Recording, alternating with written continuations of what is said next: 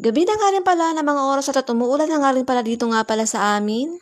Gaganito nga umuulan na sa gabi wala na nga gaanong bumibili kaya naman kami nagre-ready nga rin para umuwi. Magpapatira muna kami ng ulan bago nga pala kami umuwi kaya naisipan ko na bang ayusin nga pala itong mga soft drinks namin nandito nga pala sa gilid. Bungi-bungi na kasi itong mga pagkakasalan-salan soft drinks namin kaya nasigasok ko naman nga pala muna ito na ayusin nga muna sandali. Noong isang araw ko pa naman talaga pinaplanong ayusin nga pala itong mga soft drinks namin na to kaso nga may ginagawa nga pala ako nung kaya hindi ko nga rin naayos. Sakto nga ngayon umuulan nga kaya hindi naman gaano maaabala nga pala ang trabaho namin ngayon dahil medyo konti na nga lang pala ang bumibili ng mga oras na to. Isa pa umuulan nga rin pala ngayon kaya naman talaga nag-enjoy naman nga ako sa pag-ayos nga pala itong mga soft drinks na to dahil hindi nga pala maalinsangan. At kapag mainit nga pala ang panahon dito nga pala sa amin talagang daig mo pa nga pala ang sinisilaban dahil sa sobrang init nga pala ng singaw. At ng mga oras na to lahat naman kami busy nga pala dito nga pala sa tindahan habang ako naman ay nag-ayos nga itong mga soft drinks tapos yung asawa ko na mga pala nagliligpit nga pala ng mga paninda naming ulam.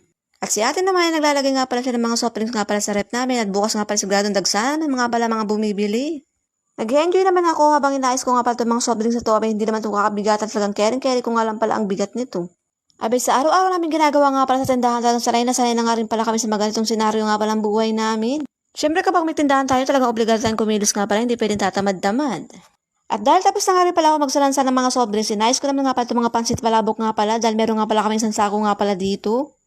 Hirap na hirap pa nga ako ng mga oras na tanggalin nga pala ito pagkakatali nga pala itong sako na ito. Masyado nga palang mahigpit.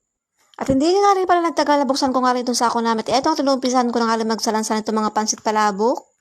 Isa nga rin pala ito sa mga bilihin nga pala dito nga pala sa amin sa araw-araw. Tunay nga pala ang napakasarap naman talaga ng pansit palabok kaya talagang binabalik-balikan nga pala itong mga customer namin dito.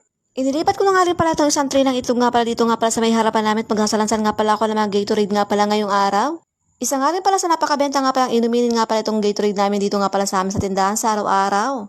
At kung gusto nyo nga rin pala magpalakas ng katawan ay pwedeng nga pala ito sa inyo mga kasuki kong tunay. At bali dalawang klase nga pala na Gatorade ang isasalansan ko nga pala ngayong araw. Meron nga pala kaming violet nga pala saka nga pala red. Dito ko na nga lang din nilagay ito nga pala itong mga Gatorade dito para mas madali nga pala makita ng mga customer namin kapag sila ay naghanap. At natalo ko naman nga pala itong plastic nga pala dito nga pala sa may ulunan ko abay wala na nga pala laman kaya tinanggal ko na nga rin. At eto nga pala itsura nga pala pagkayari ko nga palang maayos nga pala yung mga soft drinks namin dito nga pala sa may harapan. Medyo maliwalas na nga pala ang tingnan ko para nga pala kanina talagang sabog-sabog nga pala. Masarap lang ang tatambay dito bukas dahil hindi na gaanong makalat at ang mga oras na yan kita nyo na may asawa ko nagliligpit na nga pala ng paninda naming ulam.